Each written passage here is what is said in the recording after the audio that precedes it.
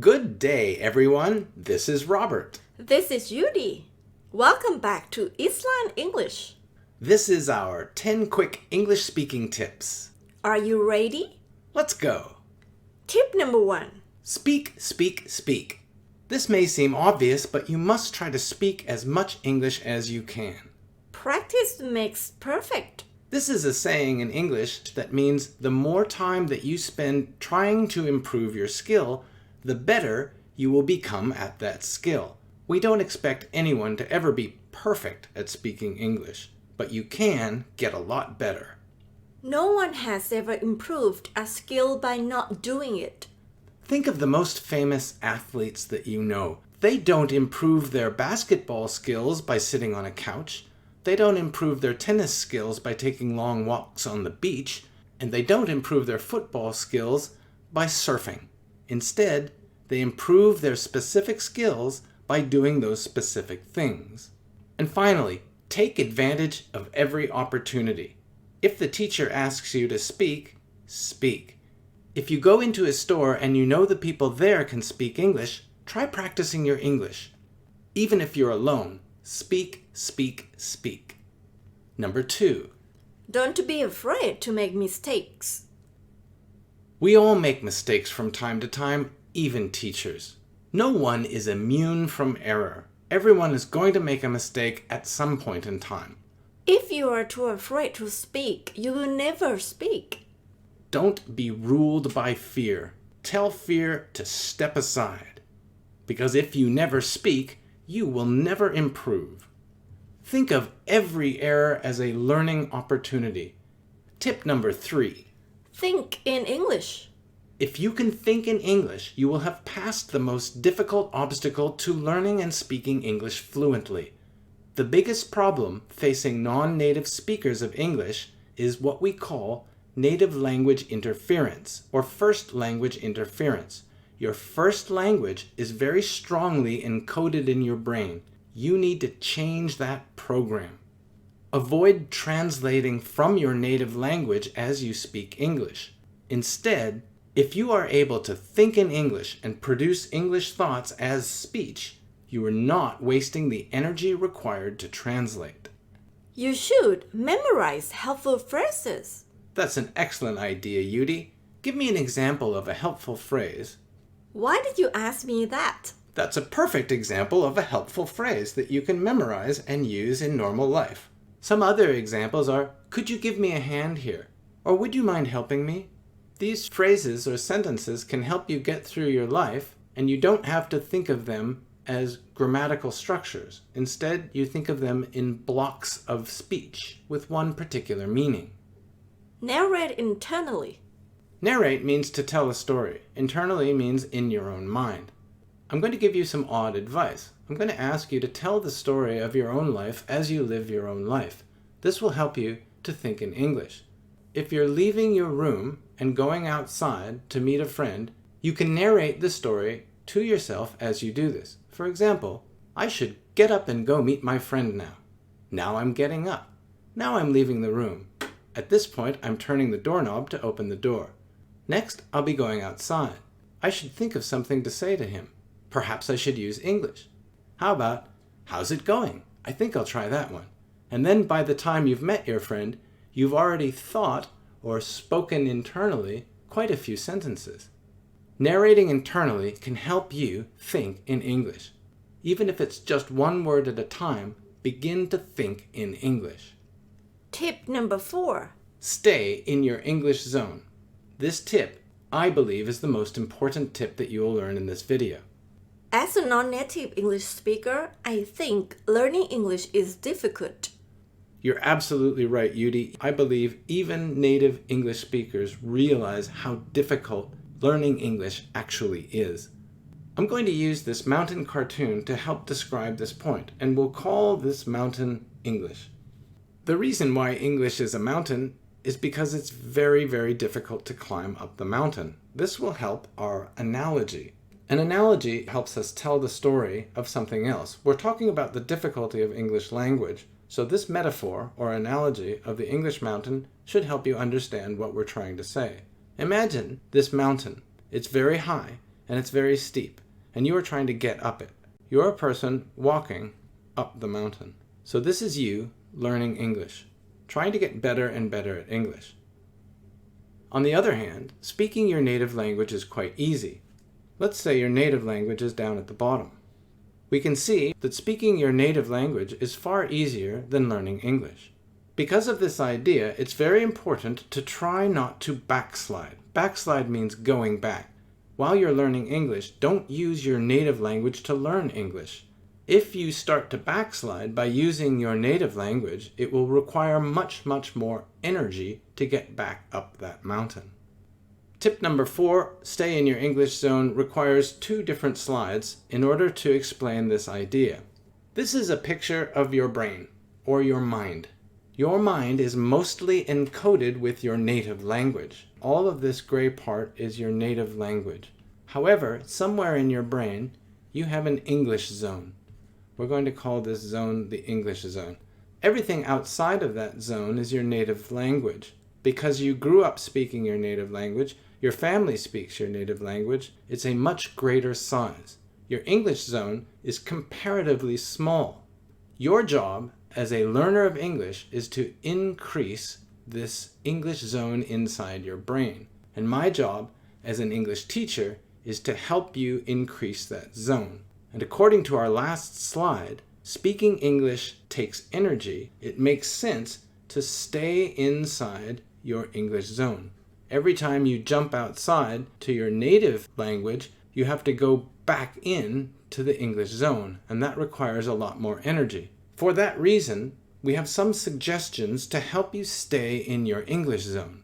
The first one is change the process words.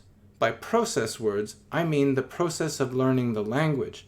When you're in the classroom or trying to learn a language, your brain will think of things like, what? Or can you explain that? Or how does that make sense? Or I've got to ask the teacher. If you change all of those words from your native language into English, you will then be able to stay in the English zone as you learn English, requiring far less energy to learn the language. Learn to say what in class, or can you explain that, please? Instead of using your native language to ask the teacher questions, use English, even if those questions are to yourself as you're reading a book at home. And the next thing that we suggest is always chat in English. If your friend knows how to chat in English and you know how to chat in English, then chat in English. It will increase your time in your English zone. This will make it easier for you to study in English if you chat in English because you're still in your English zone. So when the teacher moves on to the next point, you're ready, you're in your English zone. The last point to help you stay in your English zone is to establish clear boundaries. A boundary is like a fence, and inside that fence should be English only. These boundaries can be both in thought, for example, by changing the process words, and also physical. One example of a physical boundary is the classroom door. Tell yourself, as soon as you enter the classroom, everything happens in English. You stay in your English zone. That gives you a clear physical boundary. At that point, speak and think in English only. You can also use that for your study area at home.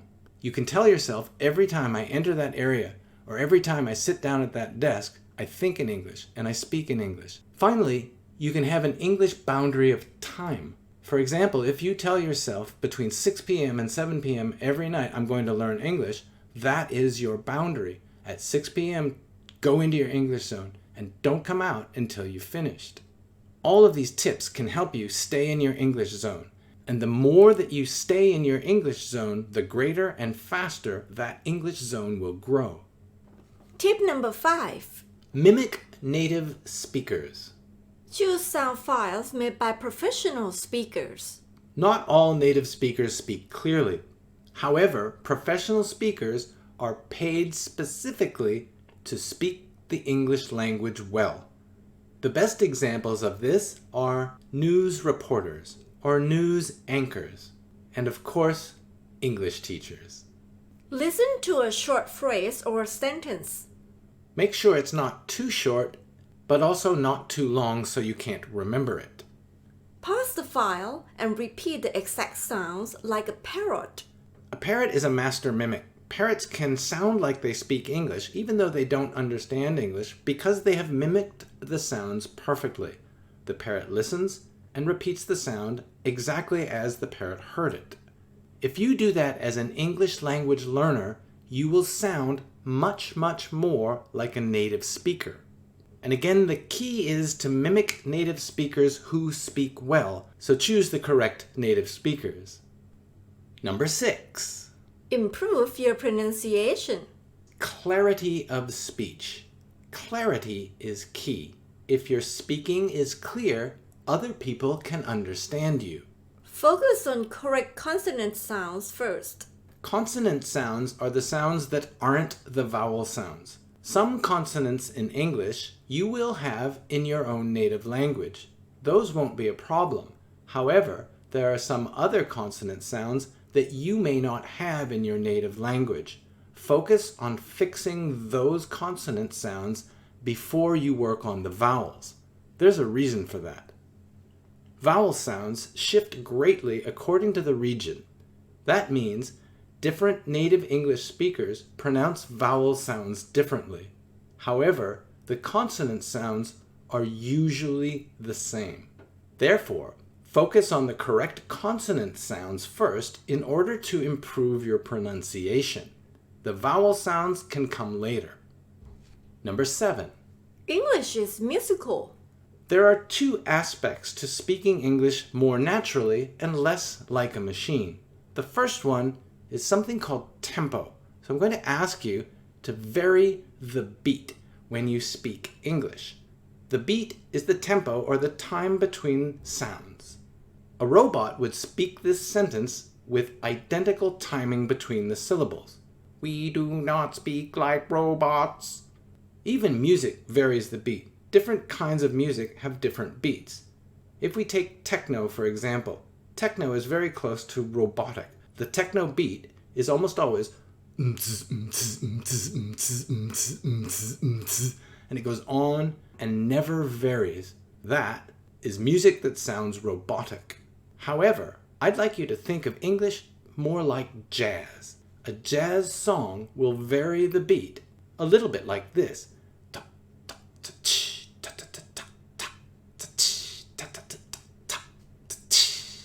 So if you can learn to vary the beat a little bit more like jazz, you can speak English much more naturally. Also vary the tone. The tone is the pitch or the musical note of every vowel sound. And if you can vary the tone, you can add more emotion to the words, even more meaning. If you vary the beat and vary the tone, you're going to sound more natural. We do not speak like robots. Compare it to we do not speak like robots. So vary the beat, vary the tone. Think of English like you think of music. Number 8. Record yourself. If you record yourself, you'll give yourself a perspective that you've never had before. That perspective, or point of view, can help you improve your speaking quickly. All you need is a phone or a recording device. After you've recorded yourself, listen critically. Critically means listen for specific points in your speech that you think you might be able to improve, and also those points in your speaking that you think you do well. Try to improve the parts that you're not doing well. Try to eliminate meaningless fillers. Fillers are words like and ah, and even the word like. Like is often used by native speakers as a filler. I'll give you an example of like being used as a filler. Eliminate like, meaningless like, fillers like. That's an example where like is being used to fill space between words. It doesn't actually mean anything. If you hear too many of these fillers in your speech, try to stop yourself before you make the sound and instead simply pause. As you advance your ability, you can learn to create meaningful fillers. Meaningful fillers could include phrases like, what I mean to say is, or what I really mean is, or in other words, you could call it something like this. Shorten the pauses. If you are going in for an English speaking test, you will only have a certain amount of time in order to score points. Pauses do not score points. They are better than fillers, but they don't score points. As you practice, recording yourself and listening critically, time your pauses. If these pauses add up to more than 5% of your total speech time, eliminate them, shorten them, begin speaking more quickly. We have a saying in English, silence is golden, which means it's better to be silent than it is to say something negative. However, on an English test, silence does not score points. Number 9.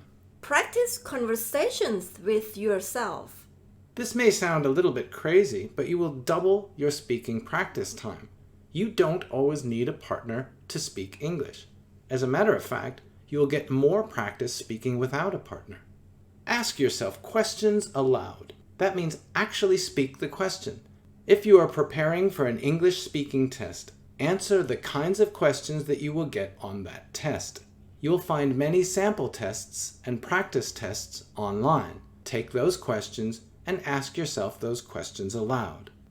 Not only should you ask yourself these questions aloud, but you should answer your own questions, and then ask follow-up questions. This will help keep you on the train of thought and give yourself more ideas. No one will think you're crazy speaking to yourself if they can't hear you.